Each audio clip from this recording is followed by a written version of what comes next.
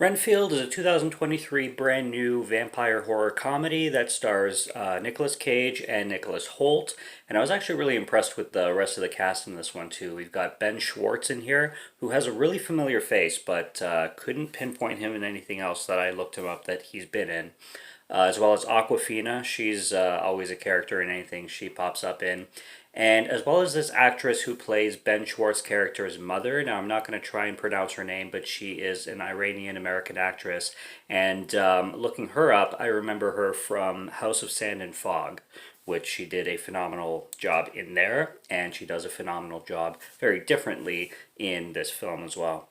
So, the film is definitely packed with talent, and every actor portrays pretty much everything they've got.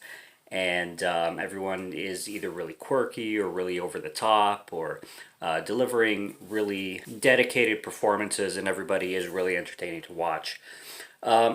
This film took me by, I kind of discovered this film. I don't know if I was late to the party with it, but I heard about it like for the very first time maybe a month to a month and a half ago max. I knew it was coming out in April, but it was kind of one of those things where all of a sudden in one day I heard about it and then I wouldn't stop hearing about it everywhere. So I'd never heard about it, and then when I did, it was just all over YouTube, all over Facebook. I've seen posters everywhere, people talking about it, reviews after reviews. So I did hear a lot about this film before it came out. I wasn't spoiled about anything, but I definitely heard about the plot and what kind of film it was. And watching it, it definitely delivered everything that I had heard. It's straight up horror comedy. It's a pretty much perfect blend of the two.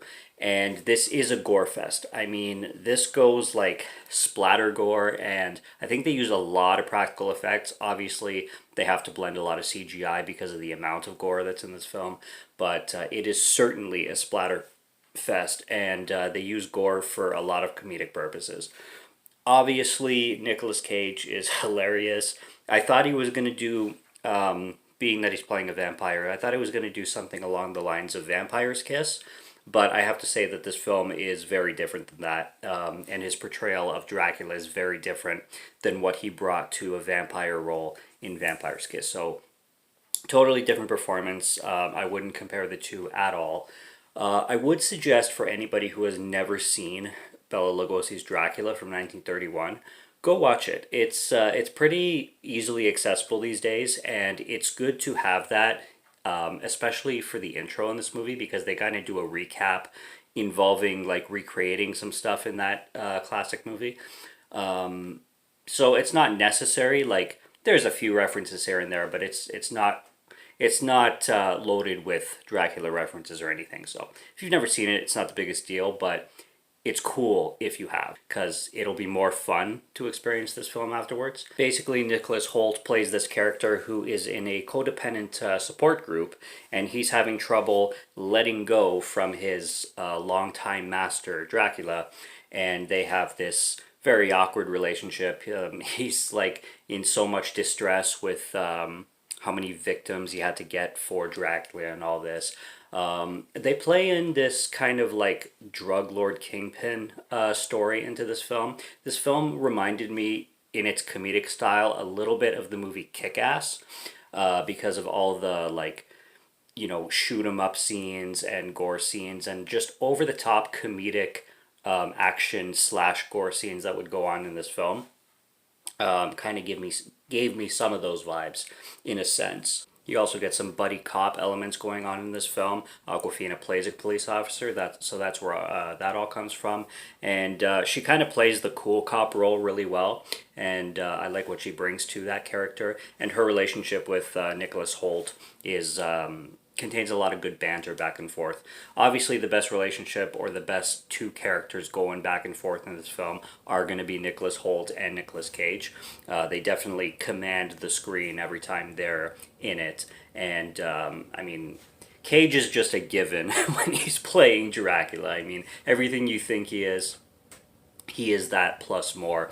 There's a lot of times in the film where he's, like, in decomposition mode, you can say, where, like, his face is more like peeling. At one point he has like his ear almost hanging off literally. So I like his forms where he's basically like you can tell like he's aged centuries kind of thing, and he'll go back and forth because with every victim obviously he can regenerate himself and start to look more like the full Bela Lugosi style Dracula. But I like all the different forms of Dracula that he keeps going back and forth in his presence and and in his look. There's a film coming out with Nicholas Hoult in it, which is a remake of the old vampire movie Nosferatu, and this is being directed by Robert Eggers. Off topic, I know, but just the idea of Robert Eggers directing Nosferatu sounds incredible. So I am definitely looking forward to that film, and Nicholas Hoult is going to be in that one as well. And I have to say, when the scenes that Nicholas Hoult is in that codependent group thing, I love all the characters in that group, even though they're side characters and they don't come, they're not really part of the story per se, like as a whole thing.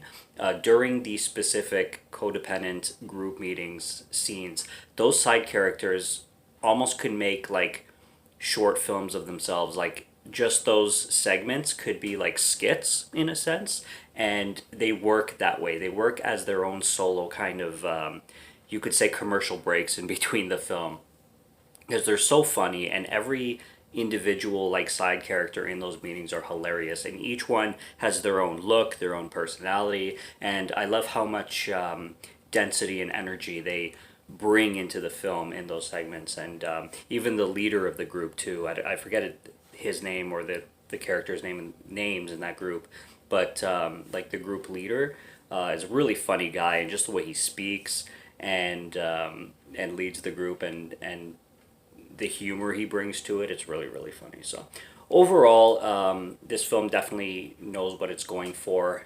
when it comes to blending horror and comedy together. My favorite aspect of it was, well, two things I should say: Nicolas Cage, and then the amount of gore that they threw into this film. It was just buckets of it. I love a film that's not afraid, not that doesn't shy away from the gore, especially with a theme that this film has to go with it. And I think they did it really well, and they blended the horror comedy very well. One thing I will say is that I do find the pacing of this film sometimes is a little shaky. It's a 90-minute film, so it doesn't overstay its welcome at all. But there is some moments here and there through the film that feel a little bit dragged and unnecessary. And then there's other moments in the film that feel way too rushed or way too short. So it kind of bounces back and forth between them, where some feel a little bit longer or a little bit unnecessary, and then some feel like they kind of just fly through them and you want a little bit more, especially when it comes to some like character development or situations kind of being handled.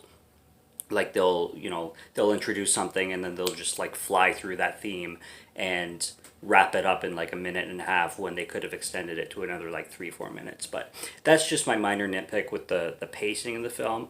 But other than that, like I said, it's a fun hour-and-a-half watch, and it keeps you entertained the whole way through. And the gore is fantastic. So that's my biggest praise, is probably that. So that's about all I got on Renfield. So go check it out for yourselves and see what you guys think. It's kind of one of those films that you should already know whether it's your thing or not. So if it sounds like your thing, definitely give it a shot. Subscribe to Morgan Film Fan if you like to listen to my voice, or if you like my film reviews. I'll be back with more soon, so stay tuned for those. Check out what's on the channel already. Stay tuned for what's coming. Until next review, have a good one. Take care and cheers.